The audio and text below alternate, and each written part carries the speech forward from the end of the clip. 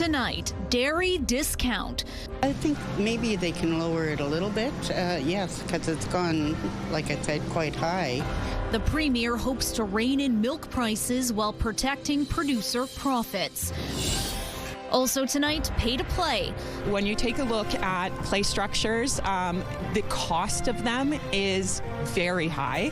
A lack of government funding leaves schools and parent councils on the hook for their own play structures.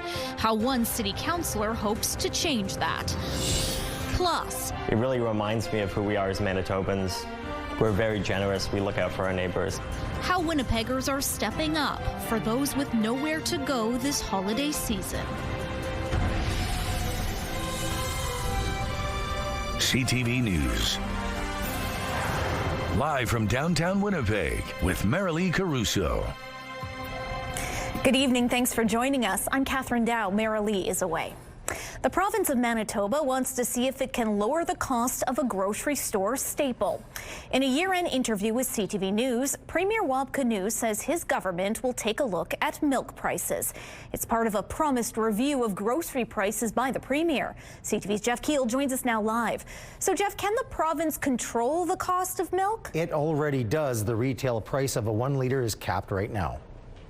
Like a lot of items on the grocery shelves, the cost of a jug of milk is not what it used to be. The price of milk has really gone up, but I don't drink much milk, but I do use it for my baking, and especially at Christmas time. Premier Wab Kinew has promised a review to see what the province can do to lower grocery prices. In a year-end interview with CTV News, he says milk will be part of that study. There's some areas where we actually do have input on what the costs are that you pay, like the price of milk. So we're going to see what's possible there while still making sure that the farmers, the dairy producers, can make a living. Right now, the retail price for a 1 liter milk is capped by the province, between $1.93 and $2.10, depending on the type of milk. But 2 and 4 liters are not controlled. Statistics Canada says in October, the average retail price of a 2 liter in Manitoba was $4.72 and $6.05 for a 4 liter. Food Fair owner Munther Zeed says capping the 1 liter cost has not kept costs down on the other sizes. You can buy sometimes 4 1 liters cheaper than a 4 liter. He says he hopes the province consults all grocery stores on finding a fix, big and small. You really have to do the math on it properly. I mean, margins are really low on white milk as it is. The Canadian Centre for Policy Alternatives says if the province can lower milk prices, that would be helpful, but they'd rather see the focus on increasing employment and income assistance and raising minimum wage to a living wage. The province has stronger tools at its disposal to help people with the affordability crisis. We reached out to the dairy farmers of Manitoba. In a statement, it says the retail price of milk in Manitoba is regulated by the Manitoba Farm Products Marketing Council. Farmers do not determine the retail price, and like most products, milk passes through a supply chain where costs and value are added at various steps. All right, thanks for this, Jeff. And you can catch CTV's 2-part year-end interview with the Premier starting tomorrow. Marilee Caruso sat down with Wab Kinew for a far-reaching talk, discussing everything from the Premier's plan to make your life a little bit more affordable to concerns over Manitoba's first supervised consumption site. That's coming up tomorrow. And meanwhile, the Premier has also revealed his government is looking to crack down on so-called differential pricing on groceries. Differential pricing refers to a practice where people can be charged different prices for the same grocery product from the same store. Premier Wab Kinew made the comments in his year-end interview with the Canadian press. Third-party delivery apps can charge people different prices based on what they know about you as an online consumer, and we just want to see fairness and we want to see better prices.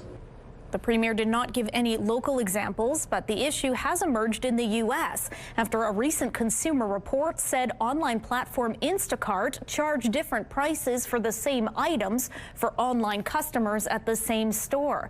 Instacart hasn't said it doesn't control the prices, or said it does not control prices on its website, and says retailers often test different prices to judge consumer sensibility.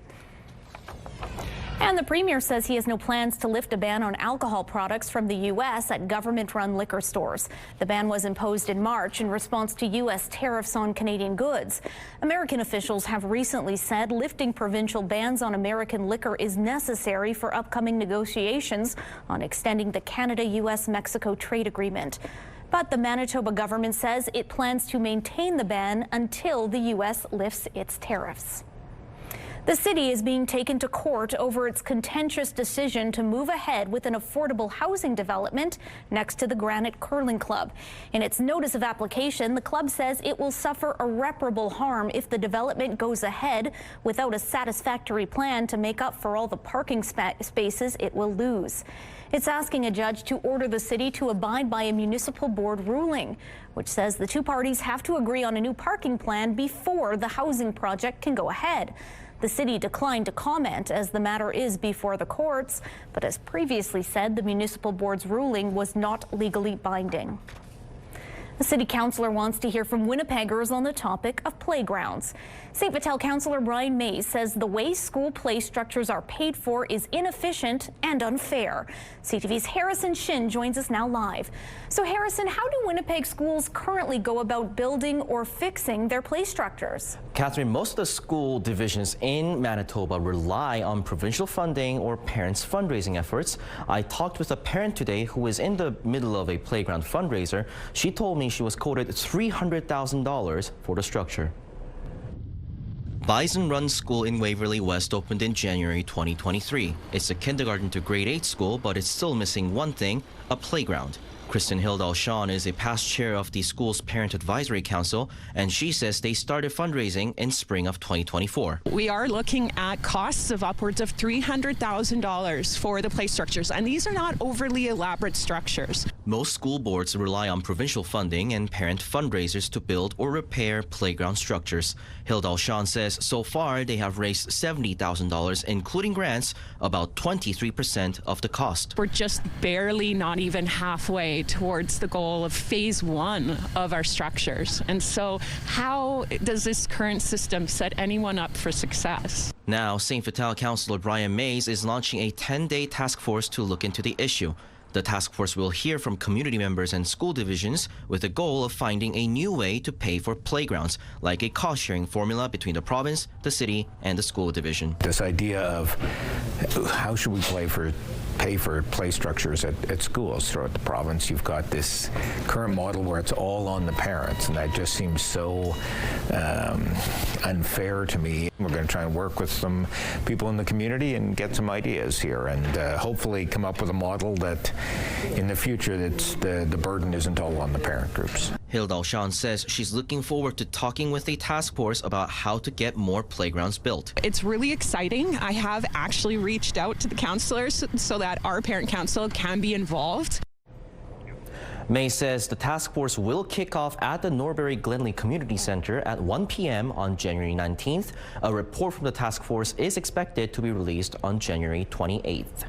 So Harrison, what did the education minister have to say on this? In a statement, a spokesperson says, in part, the government recognizes playground's vital role. They added they are looking forward to the feedback from the task force. All right, thanks for this, Harrison. Christmas and Boxing Day are coming up Thursday and Friday, which means many services and businesses will be closed or operating at reduced hours. Brandon and Winnipeg liquor marts are open 8 a.m. to 6 p.m. on Christmas Eve, closed on Christmas Day, and open from 11 to 6 on Boxing Day.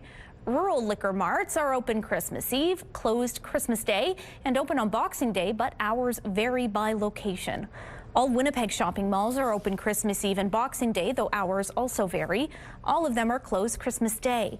In Winnipeg, all civic offices close at noon on Christmas Eve and stay closed on the 25th and 26th. There will be no garbage or recycling collected on Thursday. If your regular day is Thursday, put your bins out on Friday the 26th. Transit operates on a Sunday schedule on the 25th and 26th. Libraries close early on Christmas Eve and stay closed Christmas Day and Boxing Day. A complete list of holiday-related service disruptions and closures is available on our website, ctvnewswinnipeg.ca. A reminder, the city's residential parking ban is in effect one more day. It took effect Sunday and ends Tuesday at 7 p.m. You'll want to check the city's website, 311, or the Know Your Zone app to see where parking bans are in place. The overnight winter route ban is currently suspended, but it will be back in place once the residential ban is over. If you think your street was missed, the city says you should wait until Wednesday to report it, as crews may still return. CTV weather specialist Colleen Brady joins us now with a first look at your Skywatch evening forecast. I was off last week, Colleen. I missed a heck of a weather week from what I understand and really experienced out there. Oh, well, I mean, maybe a blizzard and a half, you know. Yeah, a lot of snow, a lot of wind, and it wreaked havoc on much of southern Manitoba late last week, as you well know if you were here to experience it. Well, guess what? There's more snow falling over southern Manitoba. It's not as consequential as a blizzard, but this may be containing some ice pellets mixing in, so it could be another slippery night ahead for southern Manitoba. In Winnipeg, that snow is just sort of enveloping the city right now, just about to move through. It's going to get also quite cold tonight in parts of northern Manitoba. I will show you how cold it's going to feel coming up and a look at the rest of the holiday week as it unfolds. Let's take a look right now through the Bathfitter Live Eye. Bathfitter, your bath and shower experts for more than 40 years. Cloudy out the airport, but as you saw on the radar, there is snow all around the Winnipeg region. It's -10. It feels like -18 with the wind chill. Winds out of the east-northeast at 21 kilometers an hour. The pressure is dropping and the humidity right now, Catherine, is 78%. Thanks, Colleen. 2 people are facing charges after police allegedly seized several weapons and a grenade during a drug trafficking investigation. The Winnipeg Police Service says its officers enforced a search warrant on a home in the 200 block of Austin Street North on Friday. That's in the Point Douglas neighborhood. And here's a list of what they say they recovered. It includes 3 rifles, a loaded shotgun, an MK1 grenade, ammunition, crossbows, and brass knuckles. More than 200 grams of meth, 7 grams of fentanyl, and thousands of dollars in cash were also allegedly seized. Police say tests are underway to figure out if the grenade is live. A 54-year-old man and a 46-year-old woman are facing a long list of charges. And police are investigating a homicide in the city's Weston neighborhood. The force says officers were sent to an apartment complex in the 300 block of Blake Street at around 2 p.m. Saturday. Police say the victim suffered injuries and died before they arrived, although they were unable to elaborate on the circumstances of his death. He has been identified as 56-year-old Christopher Sean Brown. Anyone with information is asked to contact the homicide unit or Crime Stoppers. The province is reporting 5 new cases of chronic wasting disease, or CWD, including cases in 2 areas of Manitoba with no prior positive detections. The disease has been found in the rural municipalities of Swan River and Victoria, in game hunting areas 13A and 30. As well, 3 new CWD cases have been confirmed in southern Manitoba. These cases were found in areas where CWD had been previously detected, 1 in the Parkland region near the community of Dropmore, and 2 near Coulter in the municipality of 2 Borders. A total of 35 CWD cases have been confirmed since it was first detected in 2021. Hunters active in areas where CWD cases have been confirmed should have harvested animals tested and practice safe carcass handling protocols. The holidays are usually a time when people celebrate together with friends and family, but that's not the case for everyone. So a number of people are opening their doors this holiday season to bring some cheer and maybe prevent a few blue Christmases. CTV's Joseph Bernacki has more on the kind hearts who are stepping up. Crescentwood resident Magnus Breyer says he is doing something he has never done before during the holiday season, opening his door to strangers on Christmas Day. I just wanted to be a bit of a light to those people who maybe are going to spend the holidays alone. Breyer, originally from Toronto, works here as an author. With his family in southern Ontario, he thought about others who may be alone this time of year, so he put a call out on social media to offer people to join him on the 25th at his home for a Christmas dinner. I decided to take a leap of faith and put it out there, and the response has been really amazing and encouraging. Breyer says some company is already coming for supper, while others have offered to cook or drop off gift cards to help out. It really reminds me of who we are as Manitobans. We're very generous, we look out for our neighbors, and it's been really encouraging. And he's not the only person welcoming people with an open door. Inside the doors of Chalmers Neighborhood Renewal Corporation, staff in Elmwood are preparing to host hundreds for a turkey Christmas dinner on December 23rd. It's the first time they are hosting an event like this. I've been wanting to do this for a very long time. It just snowballed and it turned into something, yes, we can do this. Villarba says they have already received generous support for this meal from a number of organizations. Charlie's restaurant stepped up in the neighborhood to donate all of the turkey. She says hosting something like this and have it all come together gives her hope they are making a difference for those who may be alone this time of year. Those people that are feeling that way have something to look forward to, and that they know that they can be surrounded by people who are more than supportive of them and who will always be there for them. Joseph Bernacki, CTV News, Winnipeg. As the old song goes, go on and take a free ride on Winnipeg Transit, that is, this New Year's Eve. I won't sing for you, that'll cause our viewership to decline. So again this year, the City of Winnipeg and Manitoba Public Insurance are offering the free ride program. That means you can ride Winnipeg Transit buses at no charge on Wednesday, December 31st from 7 p.m. until the end of service. Transit says the last buses will leave downtown at around 1:30 in the morning. You're advised to plan your New Year's Eve transit trip on Navigo. The free ride program is intended to help Winnipeggers get to and from their celebrations safely. Still to come tonight, saying no to U.S. travel.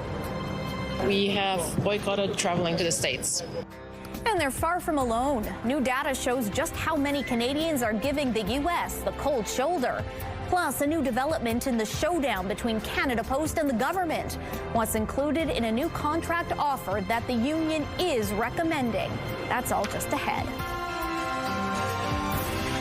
It's now crude oil gained $1.50. The Canadian dollar added 0.2 cents. Gold jumped $82. The TSX rose 244 points. The Dow Jones gained 227 points, and the Nasdaq is up 121 points. The union, representing about 55,000 Canada Post workers, is recommending members accept tentative agreements announced today. The deals cover both the urban postal operations and rural and suburban mail carrier bargaining units. The financially troubled Crown Corporation says the agreements include a 6.5% wage increase in the first year, followed by a 3% hike in the second year and increases matching the annual inflation rate in years 3 through 5. There would also be enhanced benefits. CUPE W is urging workers to ratify the two deals during votes early next year. The agreements would be in effect until January 2029. It is the busiest travel time of the year as Canadians from across the country head out on vacation or to visit family and friends. But it appears there is one destination that is still getting the cold shoulder. CTV's Scott Hurst reports. During the holiday season, Toronto Pearson, Canada's busiest airport, is expecting more than 3 million passengers, so it'll likely be very busy. It is a similar story at airports right across the country, both big and small, but as the year comes to a close, one glaring travel trend stands out. We have boycotted traveling to the States. Travel to the United States continues to take a hit.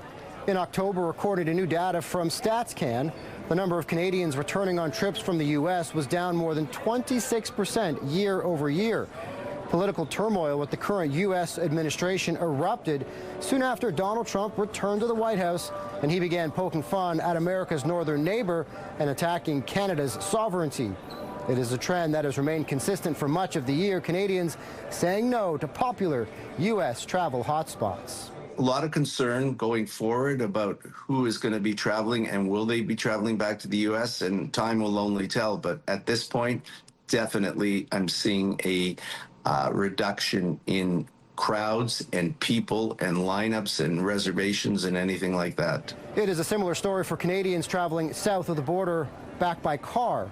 Return trips by Canadian residents from the U.S. on land declined more than 30%. To 1.6 million in October. Here's one category that has turned around. Trips to Canada by U.S. residents has increased for the first time in 8 months. Scott Hurst, CTV News, Toronto. The Trump administration is facing more fallout for releasing only a portion of the Jeffrey Epstein files, with some lawmakers talking about holding President Trump's attorney general in contempt. The quickest way, and I think the most expeditious way to get justice for these victims, is to bring inherent contempt against Pam Bondi. A photograph of a credenza that contained a number of photos, including one of President Trump with women in bathing suits, was removed from the DOJ website on Saturday at the request of the Southern District of New York, allegedly over concerns the women were victims. The DOJ restored the photo after it was determined it did not include any of Epstein's victims. The U.S. is pursuing another ship linked to Venezuela, the third such military operation in 2 weeks. And it follows more than 24 boat strikes at sea against alleged drug smugglers. Venezuela says it will respond. Christiane Cordero has more. Today, as the U.S. chases down a third vessel with ties to Venezuela in less than 2 weeks, Venezuela's authoritarian government with a warning to the American military, calling the escalation at sea illegal and vowing to take all appropriate actions. If they start escorting these vessels with their own navy, that could force a military confrontation with the United States. We obviously would be successful in overcoming that, but it could actually start something that I don't think the U.S. is intending, which is a direct military-on-military confrontation with Venezuela. A U.S. official tells ABC News the Coast Guard tried intercepting a ship that's part of Venezuela's illegal sanctions evasion, adding the ship is, quote, flying a false flag and under a judicial seizure order. It follows Saturday's operation in the Caribbean, where a Coast Guard tactical team seized an oil tanker. And then 10 days earlier, U.S. forces repelled from helicopters onto the deck of another oil tanker. For roughly 3 months prior, the U.S. has targeted suspected drug smuggling boats off the coast of Latin America. Officials say it has killed at least 104 people in 28 boat strikes. The government has not publicly provided evidence those boats were carrying drugs headed to the U.S., leaving some lawmakers concerned. I'm not for confiscating these liners. I'm not for blowing up these boats of unarmed people that are suspected of being drug dealers. I'm not for any of this. Others support the administration's efforts, including forcing a regime change in Venezuela. I am all in the camp for regime change, and I'd like to see the people of Venezuela be able to elect a new leader that would not only be good for them, but good for the region and good for the United States. Some observers say the latest operations to take over oil ships at sea is a direct target to Venezuela's economy, oil exports being essential to Maduro's regime. Christiane Cordero, ABC News, Washington. Paramount has revised its hostile takeover bid for Warner Brothers. It now includes a personal guarantee from Oracle of more than $40 billion in equity financing to back up its bid for the entertainment giant. The guarantee is meant to address Warner Brothers' board of directors' concerns about Paramount's ability to finance the $108 billion all-cash bid for Warner Brothers Discovery. The lack of a financial commitment pushed Warner to prefer a cash and stock deal from Netflix. There has been no comment yet from Warner or Netflix. Donald Trump has appointed a new envoy to Greenland. It is Louisiana Governor Jeff Landry, and the European Union has reacted strongly against the appointment. What I can say about the EU position is the following, which has been our long-standing position on the matter, that preserving the territorial integrity of the Kingdom of Denmark, its sovereignty and the inviolability of its borders is essential for the European Union. Landry has said he wants to see Greenland become part of the United States. The Prime Ministers of Denmark and Greenland issued a joint statement saying there is not an argument to be made for annexing another country. In Turkey, debate gave way to a free-for-all during the final day of budget talks in Parliament. Members of the AK ruling party scuffled with lawmakers from the People's Republican Party yesterday, and it quickly escalated as more joined the fray. The parliamentary speaker managed to eventually adjourn the meeting, and the General Assembly convened later, passing the 2026 budget. Next, the Bombers shuffle up the coaching staff, and star sniper Kyle Connor notches an impressive milestone with the Jets. Stay with us. And the long-range forecast starts on Christmas Eve on Wednesday, a mix of sun and cloud with a high of -15. Then a warm-up for Santa on Christmas Day. Cloudy with a chance of flurries up to -7. Still mild and still cloudy Friday up to -9. -10 Saturday, mostly cloudy with the possibility of flurries. A mix of sun and cloud by Sunday with a colder high of just -18. The Winnipeg Blue Bombers are making some changes on the sidelines. On Monday, the club announced it's hiring Tommy Kendall as offensive coordinator, and defensive lineman Jake Thomas is hanging up his cleats to join the coaching staff.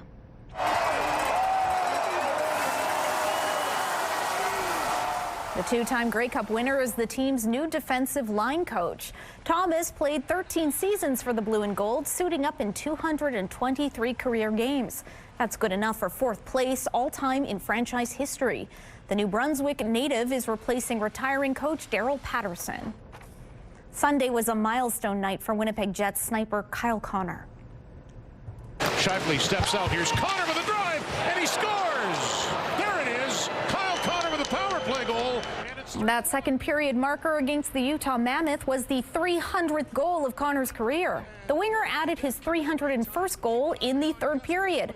Morgan Barron managed to tie this one up less than a minute later, but the Jets dropped this one 4-3 in overtime. They're back in action Saturday at home against the Wild. The holiday season is looking a little brighter for families in our cities, thanks to a local nonprofit and some hardy volunteers. The 24th annual Bell MTS Mama Wichita Center Hamper Drive took place at R.B. Russell Vocational High School Saturday. Staff from the center and volunteers were busy packing more than 200 hamper boxes and some 700 toys to go with them. Organizers say the need for toys has gone up in recent years. Once all of this is packed and put out by our doors, we have volunteers that are going to drive up. We're going to load their cars for them, something we learned during COVID, make it as easy as possible. And then these hampers are going to go all across the city. The majority of them will stay in the north end of Winnipeg, Point Douglas, and really brighten the day of families all across the city. This year, online retailer Amazon also loaned some of its vans to help get the hampers out to folks, not hamsters. Bell is the parent company of CTV News. The Salvation Army is asking for your help with donations because so far this season they are falling well short of their goal. The nonprofit says the Winnipeg chapter needs about $127,000 more to make its $357,000 goal this season. It says tomorrow is the last full day to make donations at the Salvation Army's kettles. Donations will still be accepted on the 24th. You're encouraged to visit or get in touch with the locations up there on your screen. All donations stay within the community. They go towards Salvation Army programs like food banks, clothing, homelessness prevention, and more.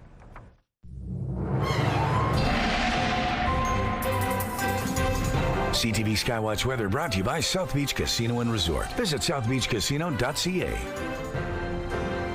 CTV weather specialist Colleen Brady has your complete Skywatch weather forecast. I'm scared to ask Colleen because last week I had quite enough snow. Yes. I understand we're maybe not done with it just yet. Oh, no, not just yet. No, the difference, though, Catherine, is that this one is not an Alberta Clipper. We've had, I don't even know, I've lost track of how many Alberta Clippers have brought snow to Manitoba over the last couple of weeks. This is courtesy of a low that came out of Montana. It's moving through Saskatchewan with an inverted trough of low pressure, sending all this snow out across parts of the province tonight. So areas further south could see anywhere from 2 to 6 centimeters. Areas a little bit more central, 6 to 12. So it depends where you are. Here in the Winnipeg area, again, Environment Canada's weather station at the airport still reporting cloudy conditions. But as you can see, the radar is lighting up with all that snow. So areas a little further to the south, though including the city of Winnipeg, may see freezing rain or those ice pellets mixing in. Areas further north, more of an outright snowfall. And this will start to move out of the southwest really this evening. In behind, some pretty strong northwest winds are going to develop that could cause blowing snow. So watch out there. That could reduce visibility. So as we go throughout the next few hours, this continues to push off further into the east. It should wrap up here in southeastern Manitoba, the Red River Valley anyway, around midnight. But again, those strong northwest winds will develop in behind as well. So watch for blowing snow on the highways here. That snow will continue to move off into northwestern Ontario. Clearing out by the time we get into Tuesday morning. It will be a very cold night across the north. Throughout throughout the day, primarily sunny or a lot of sunshine or a mix of sun and cloud in many areas. But then the next round of snow starts to push into northern Manitoba early Tuesday evening and will cross northern and central regions throughout the course of the night. It should miss us here for the most part in the south. Then we get into Christmas Eve on Wednesday. Once again, we return to some colder temperatures and some brighter skies. Speaking of colder conditions, the wind chill tonight in parts of the north will feel as cold as -45, including Lynn Lake, where it already does feel that cold, but Puckatawaga, Brochet, to Dooley Lake, Leaf Rapids, all in for a very cold night ahead. Here's a quick look at the current wind chill values just as the night's getting started. As I mentioned, in Lynn Lake, it already feels like -45. In Churchill and Gillam, the wind chill values right now in the -40s. Here in the south, it's a bit of a mixed bag. As for actual air temperatures, we drop to -17 overnight tonight here in Winnipeg, along with that snow and perhaps some ice pellets mixing in, so watch, it could get slippery. As the snow moves on out, the winds move on in, and that could cause blowing snow overnight. Sunny start to the day tomorrow, -18, but the temperature will fall to -19 with a low chance of afternoon flurries and much lighter northwest winds. Some light snow tonight in the Island Lake area should be wrapping up any time now. -23 there, -31 in Gillam and Churchill. Sunny and quite windy in the Churchill area tomorrow, just -28. In the northwest tonight, some light snow moving through. Overnight lows as cold as -33 in Lynn Lake. Mix of sun and cloud there tomorrow with some light snow in Flin Flon in the Paw. Some snow tonight wrapping up this evening across the southwest. Brandon down to -23, Dauphin -24. More cloud than sun tomorrow with highs around the board of -18, -19 degrees. Winnipeg in the southeast, we will see the light snow and later tonight with the possibility of those snow pellets down to -17 for most areas, and then the temperature falls in the afternoon tomorrow. That's why you see the asterisk. Mix of sun and cloud in the afternoon with a slight chance of flurries. Light snow moves into northwestern Ontario tonight. Dryden, the temperature rises to -6 by morning and then falls again in the afternoon with cloudy conditions all around the region. Temperatures tomorrow right around -13, -14. Now, Jean-Claude took this photo around 5 o'clock yesterday in Churchill to mark the arrival of the winter solstice. It actually arrived in the morning. Beautiful shot there. And this photo is from John after all that snow just west of Stonewall. Send us your weather photos to Winnipeg Weather at ctv.ca. Thank you, Colleen. As people start to hunker down for the holidays, the Forks is still alive with activity. If you're looking for last-minute gifts or just a place to enjoy the season, CTV's Ainsley McPhail found out what the Forks has to offer. We are so close to Christmas, but there's still a lot to do here in Winnipeg, especially at the Forks. Adam Dooley joins me now to talk all about it. So you guys are open every day. We are. We're open 365 days a year, including Christmas Day. You can come out and rent skates, buy some mini donuts. There's a couple of restaurants that will still be open. Most of the places will be shut, but still a fun time to come out, even on Christmas Day. There's a lot of last-minute gift shoppers as well. So tons of places to capitalize on that. You know, the theme this year is buying local, and there are a lot of local shops here, locally owned, curated material or gifts that people can buy. And also a kind of a unique gift idea. If you've got a river trail lover in your life, we have our Trail Together Adopt a Meter campaign going on right now. Visit theforks.com. $50 lets you put your name or someone you love's name on the river trail. Speaking of that lovely river trail, we always ask this question at this time of year: when is everything going to be open and available to the public? We have been blessed with a near perfect freeze up. So we're very, very excited that we're going to have an early opening this year. Usually the trail doesn't open until January, but we're expecting the river trail will be open before New Year's Eve. So all of those people at home who have been exceptionally cold on those long days, there's a light at the end of the tunnel. I absolutely love it. When it comes to the new year and New Year's Day programming, the itinerary is huge. We're going to have a great day here. Everything is free to attend on New Year's Day here. We've really shifted our focus from New Year's Eve at the Forks to New Year's Day for family-friendly, fun activities. We have a drag brunch, we have karaoke, we have face painting, we have a photo booth, we have free skate lessons on our upper trails, on the canopy skating rink. We have all kinds of things. Come on down. You will have a lot of fun. Great way to kick off the new year. What else should people know before they come as well? Well, the upper skating trails are already open, so come on out, rent some skates if you don't have them, and go for a skate by the CN stage. We have about 3 kilometers of skating trails on land. Perfect. Thank you so much.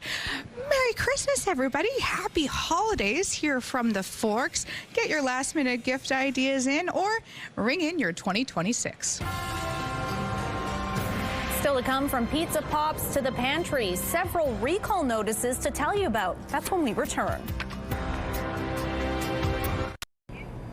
In a year that generated Canadian headlines, from Justin Trudeau's resignation to the Toronto Blue Jays' heartbreaking Game 7 loss, a man who few Canadians knew but a year ago has been named the Canadian Press's 2025 Top Newsmaker of the Year. I'm talking about Prime Minister Mark Carney, a former Bank of Canada governor who met a supremely patriotic moment during his meteoric rise through the political ranks to take Canada's highest seat of power. Joining me now to share more about this pick is Catherine Morrison, a reporter with the Canadian Press's Ottawa Bureau. Catherine, hello, good to speak to you. Hi, thank you for having me. So this is an annual tradition for the Canadian Press. Tell us how you go about picking the Newsmaker of the Year. Yeah, so essentially the Newsmaker of the Year is picked in an annual survey of newsroom editors and leaders from across the country. This includes, local papers and national outlets. And so this year the Prime Minister won by an overwhelming majority and was picked by 72 of 95 respondents. Wow. So quite a comfortable lead there. And as mentioned, he's been in office less than a year, but it's been a very busy one. You're in Ottawa, you're in the hub of it all. What would you say are some of those watershed moments that really earned him this title? Honestly, it's hard to pick out a major Canadian news story since his victory in the Liberal leadership race that hasn't involved him in some way. But many of the respondents who chose the Prime Minister as newsmaker this year highlighted both his election victory, which was, surprising after a year of the Conservatives being in the lead. And they also mentioned his response in the trade war with the United States. Elbows up was really on everyone's lips last year. And it's perhaps notable, you mentioned this, that Carney's political rival was your Newsmaker of the Year for the last 2 years. Is this perhaps symbolic of a switch of power here? Yeah, honestly, as a lot of survey respondents pointed out, the Prime Minister was able to achieve what was pretty much considered the unthinkable, and he led the Liberals out into overcoming a 20-point polling deficit against the Conservatives and secure a minority government in the federal election. So this was honestly very surprising for a lot of people. And when you think about it, last year when Poilievre was named the Newsmaker, he was ironically described as Canada's Prime Minister in waiting. But at the time, he was also seriously focused on, inflation and the cost of living. But then with the Trump's trade war, when that, really became a focal point, those issues weren't really as important to Canadians for the first half of the year. And so I think that's where things kind of took a turn. Now, I understand, as you mentioned, Carney was the overwhelming choice in the survey, but who else made the list? Yeah, so he was up against a few other people this year. So a baseball player, 2 premiers, and striking workers across Canada. So while the Prime Minister got 72 votes, Toronto Blue Jays player Vladimir Guerrero Jr. got 8 votes. Striking workers across Canada, and that's, Alberta teachers, staff at Air Canada and Canada Post, they got 7 votes. And then Ontario Premier Doug Ford got 5 votes, while Alberta Premier Danielle Smith got 3. All right. Well, we will leave it there. Catherine, thanks so much for being with us. Thank you so much for your time.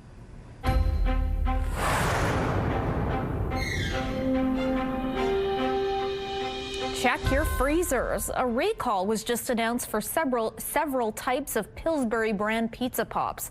The Canadian Food Inspection Agency says it's because of possible microbial contamination. The agency says pizza pops, pepperoni, and bacon pizza snacks sold in 760 gram and 2.85 kilogram packages with best before dates of June 9th and 10th, 2026 are affected. The recall also includes Pizza Pop Supremo Extreme Pepperoni and bacon snacks in 3 kilogram boxes with best before dates between June 10th and 12th of next year, and Pizza Pop's Frank's Red Hot Pepperoni and bacon sold in 380 gram packages with a best before date of June 14th. The CFIA says the products may be contaminated with E. coli. The recall notice says the contaminated food may not look or smell spoiled, but can still make you sick.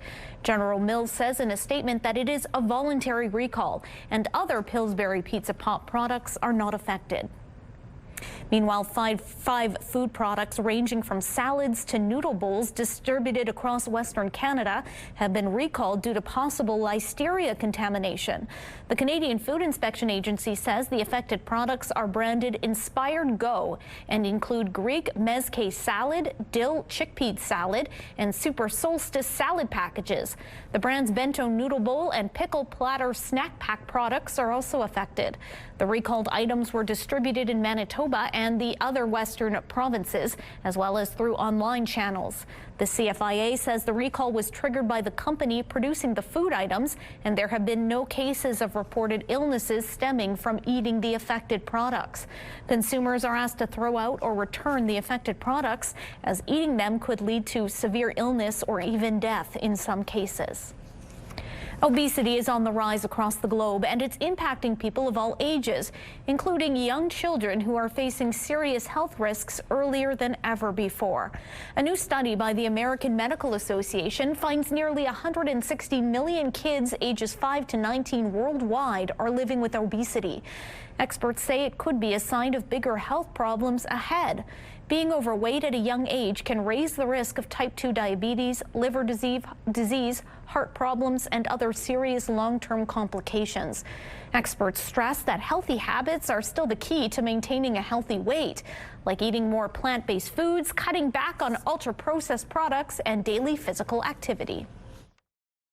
Medical Watch is brought to you by Manuke and Coster Denture Clinic.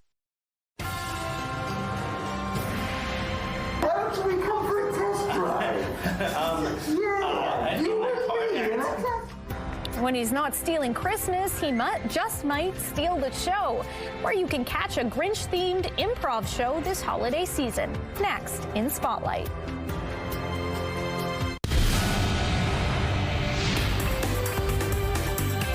Spotlight, sponsored by the Casinos of Winnipeg, presenting Men Without Hats and the Spoons. Well, the Grinch might be a mean one, but his reputation as an improv theater director takes it to an unpredictable new level. That's the premise behind the show, How the Grinch Stole Improv. And as you can see, this car here is in good condition. Sorry, is this supposed to have three wheels? Director Katie Curtis says the Grinch's mercurial temper and mischievous antics serve as the catalyst as he directs this rollicking and magical night of improv. She says the audience is in for a fresh, frisky take on the beloved Dr. Seuss classic, all performed by the Who's in Whoville. What we focus on in a show like this is looking at the source material, what's wonderful about the source material, and how to improvise a story that is going to have all the magic of Dr. Seuss, but still feel relevant to what's going on today.